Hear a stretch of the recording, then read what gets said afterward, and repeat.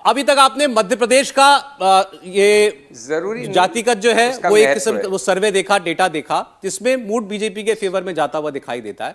छत्तीसगढ़ की लेकिन जब बात आती है तो यहां हवा बिल्कुल बदली हुई। छत्तीसगढ़ में कांग्रेस पार्टी की हवा बहती हुई बिल्कुल साफ दिखाई देती है। और इंडिया टीवी सीएनएक्स ने जो सर्वे किया था उसके डेटा स्क्रीन पर ऊपर चल रहा है आपके सामने। 50 कांग्रेस, 38 बीजेपी, उसमें भी साफ साफ रिफ्लेक्ट होता है कि छत्तीसगढ़ में कांग्रेस पार्टी जो है वो एक आसान सरकार, अपनी बहुमत की सरकार बना सकती है।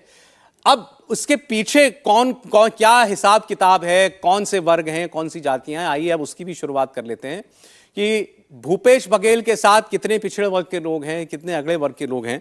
तो हम छत्तीसगढ़ की जब बात करेंगे तो हम शुरुआत करना चाहते हैं गोंड समुदाय से। गोंड समुदाय वहां का ट्राइबल वर्ग है, बड़ा समुदाय है, और इसका वोट कितना जा रहा है किस पक्ष को वो आपके सामने आ रहा है। अब तो 49% तक कांग्रेस पार्टी की तरफ ये वोट जाता हुआ दिखाई दे रहा है, 26% तक बीजेपी को मिलता हुआ दिखाई देता है। लोग आधे, मतलब दुगने का अंतर है, ये दुगना वोट बीजेपी से कांग्रेस पार्टी को मिलता हुआ वो दिखाई दे रहा है। और छत्तीसगढ़ में ट्राइबल कम्युनिटी कितना असर रखती है, कितनी सीटों पर असर रखती है, और डिटेल में आपको भावेश बताएं। देखिए, ये जो कम्युनिटी है ये अच्छा खासा इफेक्ट रखती है। लगभग 9 से 10% के आसपास इनकी आबादी है। ऑफिशियली अनऑफिशियल बता रहा हूँ मैं, जो हम लोग के पास जो डेटा है उसके अकॉर्डिंग बता रहा हूँ। पर इनमें दिक्कत क्या है, कांग्रेस का पिछले विधानसभा चुनाव में इस पर एक लगभग अच्छा खासा, बहुत ज़्यादा ही पूरे लगभग आप मान के चलो 90% के आसपास कंसोलिडेशन हुआ था। पर वहाँ पे बीएसपी का एक अलायंस है, वहाँ पे एक लोकल पार्टी है, उनके साथ एक अलायंस है जिसका कुछ ना कुछ इफेक्ट, मैं ये नहीं कहूँगा कि बहुत ज़्यादा इफेक्ट है, कुछ ना कुछ इफेक्ट है। दूसरा, जो वहाँ पे जो आदिवासियों के बीच में एक तरह का बीजेपी जो मुद्दा उठाने की कोशिश कर रही है, जो एंटी कन्वर्जन वाला जो कर रही है, उसका कहीं ना कहीं बीजेपी कुछ हद तक पिछली बार की तुलना से बीजेपी का परफॉर्मेंस जो आदिवासी जो वोट है उसमें सुधरने की दिख रही है। तो ये एक फैक्टर है जिसकी वजह से आप देखेंगे कि कांग्रेस अच्छा जरूर कर रही है, और जिसकी वजह से उसको जो वहाँ पे एक ट्रेडिशनल वोट रहा है आदिवासियों का, लेकिन पिछली बार की तुलना में ये कम है। और जिसकी वजह से आप देखेंगे जो ओवरऑल जो टैली जो आप देखेंगे बीजेपी और कांग्रेस का, वो पिछली बार जब बीजेपी 15-16 सीटों पर सिमट गई तो लगभग इस बार 35-38 सीट के आसपास जाती हुई दिख रही है। तो ट्राइबल वोट जैसा हमको मध्य प्रदेश में दिखाई दिया था, छत्तीसगढ़ में भी वो आपको कांग्रेस पार्टी की तरफ जाता हुआ दिखाई देता है। ओबीसी वोट की बात करते हैं, छत्तीसगढ़ में साहू वोट, ये एक प्रोमिनेंट कम्युनिटी है, उसका वोट भी बहुत मैटर करता है। साहू वोट एक बार आप देख लीजिए वो कितना जा रहा है किस पार्टी की तरफ। भारतीय जनता पार्टी को ये 48% के करीब वोट जाता हुआ दिखाई देता है, 45% तक कांग्रेस पार्टी को ये वोट मिलता दिखता है, 7% अदर्स को मिलता हुआ दिखाई देता है। बीजेपी के जो प्रदेश अध्यक्ष हैं अरुण साव, उनकी कम्युनिटी की हम बात कर रहे हैं, तो यहाँ बीजेपी के लिए इस वर्ग के अंदर ऐसा लगता है कि लोगों में प्रेफरेंस थोड़ी सी ज़्यादा है कांग्रेस पार्टी की तुलना में। इसके अलावा कुर्मी वोट की हम बात कर लेते हैं छत्तीसगढ़ में, तो इसमें आपको एक बिल्कुल अलग ट्रेंड दिखाई देगा। ये बहुतायत में कांग्रेस पार्टी की तरफ जाता हुआ दिखाई देता है। कुर्मी वोट दिखा दें एक बार। कुर्मी वोट आपके सामने देखिए, 75% तक जो है कुर्मी वोट वो कांग्रेस पार्टी की ओर जाता हुआ दिखाई दे रहा है, केवल 20% बीजेपी की ओर मुड़ता हुआ दिखाई देता है। और अगर यादव वोट की बात कर ले, यादव वोट भी है छत्तीसगढ़ के अंदर, उसमें क्या ट्रेंड दिखाई देता है वो आपके सामने आ रहा है स्क्रीन पर। अब ये आपको डिवाइडेड वोट दिखाई देगा, कुछ हद तक भी कांग्रेस की तरफ रुझान रखता हुआ, 45% कांग्रेस, 42% भारतीय जनता पार्टी।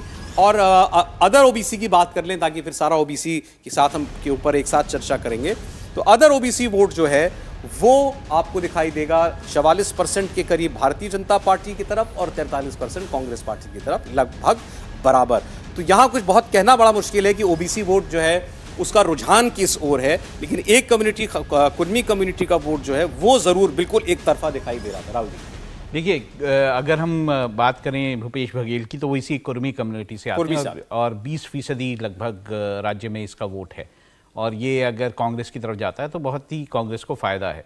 दूसरा, साहू वोट के बारे में अगर हम बात करेंगे तो साहू वोट एक बड़ा वोट बैंक है, जैसे लगभग 16% के आसपास का इसका वोट बैंक है, और ये काफ़ी प्रोमिनेंट मतलब जाति है वहाँ की।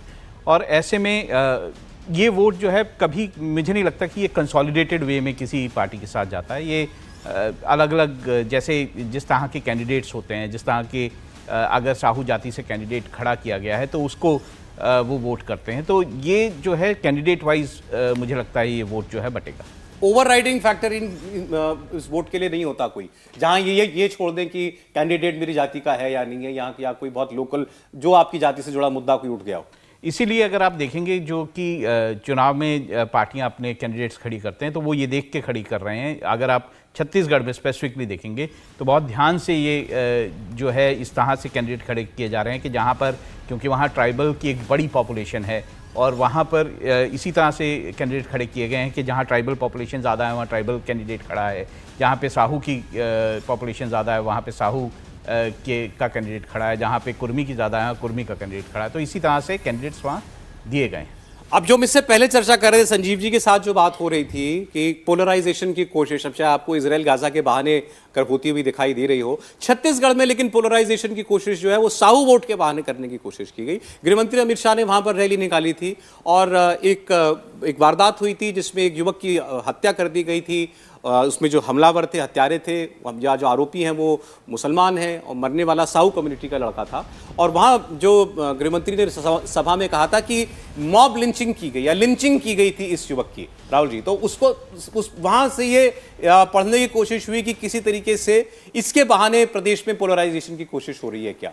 तो प्रयास तो हैं। देखिए, प्रयास तो दोनों तरफ से होंगे। जैसे अब मध्य प्रदेश की मैंने बात की, वहाँ पे भी इस तरह से जो एससी कम्युनिटी है वहाँ उसके खिलाफ भी जैसे सागर में एक घटना हुई। तो ये घटनाएं जो लोकल घटनाएं हैं जहाँ पे इस तरह की घटनाएं होती हैं उसका पॉलिटिकल फ़ायदा पॉलिटिकल पार्टीज़ उठाती हैं और वो ये कोशिश करती हैं कि उसको एक समुदाय विशेष के खिलाफ जो है खड़ा करके, अगर समुदाय विशेष जो है वो ऑपोजिशन पार्टी का है तो उसको ज़रूर वो कोशिश करेंगी कि ये घटना जो है बड़े तौर पर दिखाई जाए कि इस कम्युनिटी के खिलाफ अत्याचार हो रहा है और उसके लिए जो है वो वोट को बांटने की कोशिश की जाए। भावेश कुछ कह रहे थे? मैं 2 पॉइंट ऐड करूँ। वहाँ पे साहू कम्युनिटी और जो कुर्मी कम्युनिटी के जो परसेंटेज को लेके था, ऑफिशियल वहाँ पे जो साहू कम्युनिटी है लगभग 12% उनकी आबादी है और जो कुर्मी है उनके लगभग 3 से 4% के आसपास है। ये है 16% नहीं है, अदरवाइज मेरे ख्याल से मिसलीड होगा। 3-4% कुर्मी की आबादी है जिससे वहाँ के सीएम वहाँ से उस जाति से आते हैं। और साहू, क्योंकि बीजेपी पिछले अब 1-2 साल से देखेंगे बीजेपी का एक फोकस रहा है साहू वोटर को लेके। जैसे आपने अभी खुद कहा, जो एक दंगा हुआ था वहाँ पे जो जिनका बेटा मरा था उसको उन्होंने शायद टिकट भी दिया है।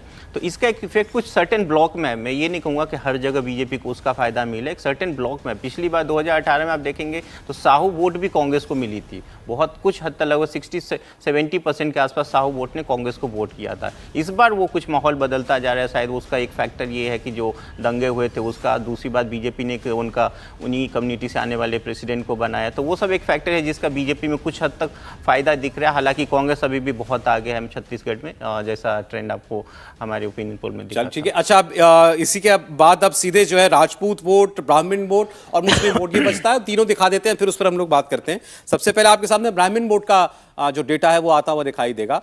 तो आप देखिए 72% तक ब्राह्मण वोट जो है छत्तीसगढ़ में बीजेपी की ओर दिखाई दे रहा है। तो ये भी तमाम बाकी और राज्यों की तरह पहली पसंद इस समाज की वो बीजेपी दिखाई दे रही है। 16% तक कांग्रेस की ओर जा सकता है ब्राह्मण वोट। राजपूत वोट की अगर आप बात करेंगे तो इसमें आपको दिखाई देगा और ज़्यादा कंसोलिडेशन, 81% राजपूत वोट बीजेपी की तरफ, 15% कांग्रेस पार्टी की तरफ। और अगर आप मुस्लिम वोट देखें तो यहाँ पर आपको बिल्कुल उलट आंकड़े दिखाई देंगे, लगभग 89-90% के करीब कांग्रेस पार्टी की ओर बीजेपी मुस्लिम वोट जाता हुआ दिखाई दे रहा है, 2% बीजेपी की ओर आता हुआ दिखाई दे रहा है। हालांकि छत्तीसगढ़ के अंदर मुस्लिम वोट की तादाद काफ़ी कम है राजस्थान और एमपी की तुलना में। तो ये ओवरऑल आपके सामने जो है वो छत्तीसगढ़ का कौन सा समाज किस ओर वोट करता हुआ दिखाई देता है उसका आंकड़ा था। अभी एक कमेंट जो किया भावेश ने कि मध्य प्रदेश या छत्तीसगढ़ का जो चुनाव है उसमें कांग्रेस पार्टी काफ़ी आगे दिखाई देती है। बहुत सारे लोगों ने अभी हाल फिलहाल में ऐसे मेरे जानने वालों में या जो गए राज्य में उनकी बात सामने आई कि ये इलेक्शन थोड़ा क्लोज होता जा रहा है या बीजेपी इस इलेक्शन में जितना पिछड़ रही थी उससे कुछ बेहतर करती हुई दिखाई दे रही है, खास करके अब जब सीटें वगैरह भी डिक्लेयर हो गई हैं उसके बाद। अगर सज्जन इससे इत्तेफाक रखते हैं तो हाँ बिल्कुल, मतलब बीजेपी जितनी कमजोर एक तरफा जो चुनाव लग रहा था अभी 1-2 महीने पहले तक, अभी थोड़ी सी स्थिति उसकी इंप्रूव हुई। हालांकि कांग्रेस को अभी भी एज है और आप देखिए इसमें कारण क्या है कि ग्राउंड पे सिचुएशन बीजेपी के पक्ष में बन सकता था, एंटी इनकम्बेंसी थी। अब वहां पे मरकाम साहब की हमार पार्टी, ट्राइबल वोटर्स में भी इस बार 18 की तुलना में नाराजगी है कांग्रेस से, नेतृत्व में भी, वोटर्स में भी, लेकिन उसका लाभ बीजेपी ने नहीं लिया। लेकिन चूंकि एंटी इनकम्बेंसी है तो आप कितना भी कोशिश ना करें फिर भी थोड़ा फायदा दिखता है। एक डेटा हमारा छूट गया था छत्तीसगढ़ का, जाटव या सतनामी वोट का, वो भी जल्दी से हम दिखा दें। इसमें आपको दिखाई देगा भारतीय जनता पार्टी के लिए क्लियर प्रेफरेंस, 53% जाटव वोट जो है छत्तीसगढ़ का बीजेपी की तरफ दिखाई दे रहा है, 27% जो है वो कांग्रेस पार्टी की तरफ। तो यहाँ तो काफी अंतर जो है स्पष्ट तौर पर वो दिखाई दे रहा है छत्तीसगढ़ को। लेकिन अगर पिछला जो हमने ओपिनियन पोल किया उसका आंकड़ा दिखाया, तब से अब तक आपको लगाओ कि कुछ शिफ्ट हुआ है चुनाव। संजीव जी।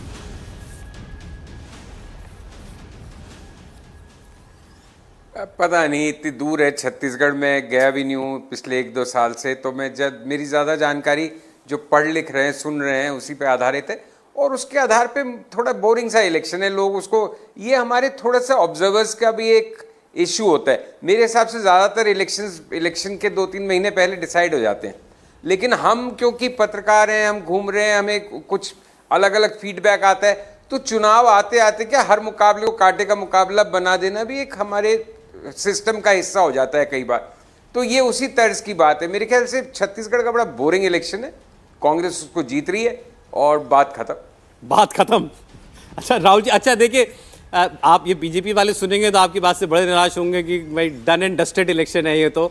लेकिन कुछ ऐसा भी माना जा रहा है कि पूर्व मुख्यमंत्री रमन सिंह जी जो हैं, उनके बारे में चर्चा नहीं हुई इस चुनाव में, शायद पार्टी ने भी उनकी तरफ बहुत तरजीह नहीं दी चुनाव में, लेकिन उनका जब से नाम अनाउंस हुआ है तो कुछ तो उनके इर्द गिर्द भी बुन रहा है इलेक्शन, ऐसा कुछ लग रहा है।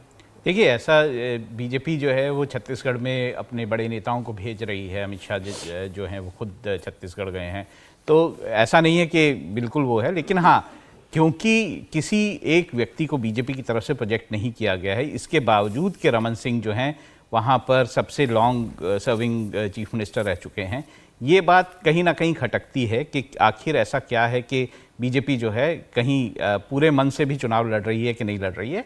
क्योंकि अगर रमन सिंह जैसे नेता उनके पास हैं और एक ये देखा गया है कि अगर एक स्ट्रांग लीडर हो तो उसके नाम पे अगर चुनाव लड़ा जाए, उसको आगे करके चुनाव लड़ा जाए, तो उसका पार्टी को फायदा ही होता है।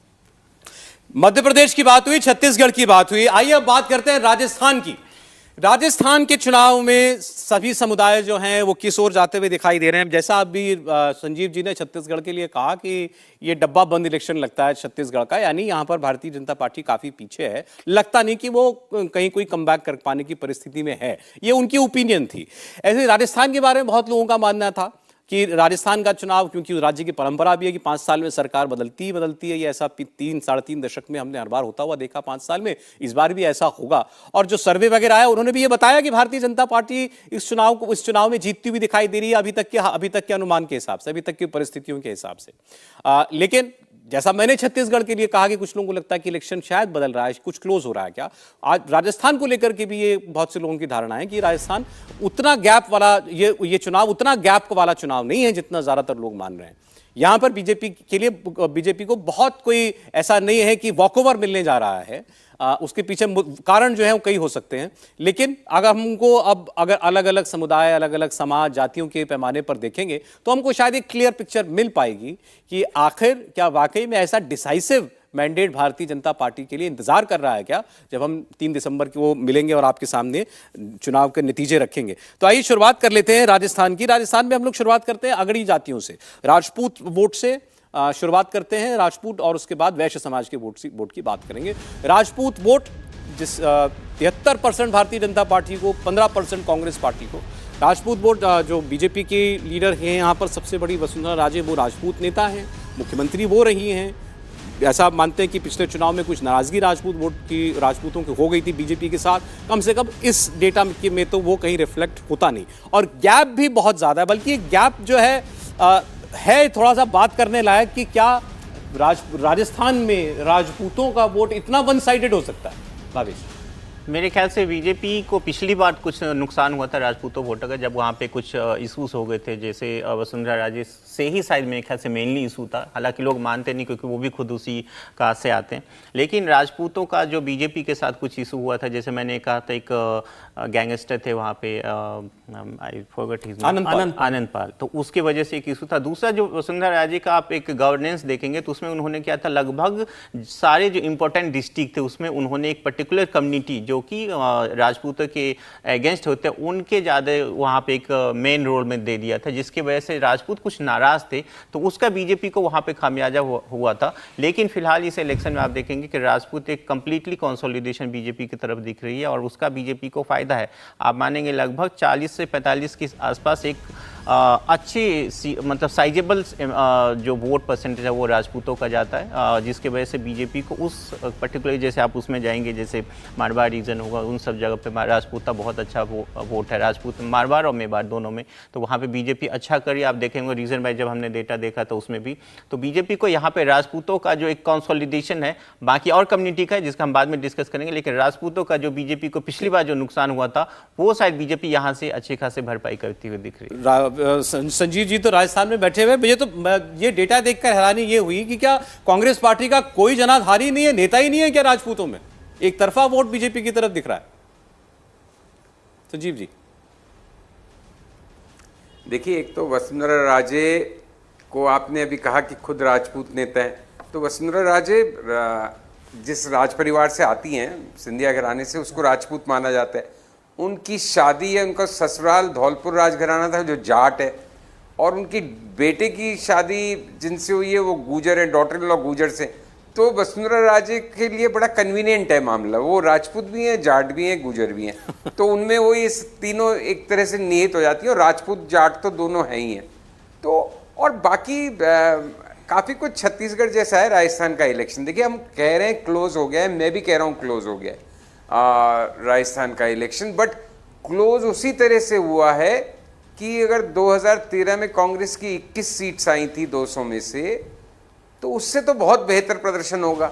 लेकिन क्या 2003 की 56 सीटों से बेहतर होगा, और बेहतर होगा तो कितना होगा, वही अभी तक मेरी नज़रों में विवाद है। क्योंकि देखिए, राजस्थान की पॉलिटिक्स बहुत एक लेवल पे बहुत स्ट्रेट फॉरवर्ड है। पिछले 25 साल में कांग्रेस जब जीतती भी है बीजेपी की सरकार की एंटी इनकम्बेंसी को देखते हुए और उसकी सारी नुकसानों को जनता के मन में होते हैं, तब भी 100 का आंकड़ा नहीं पार कर पाते पिछले 2 इलेक्शंस में।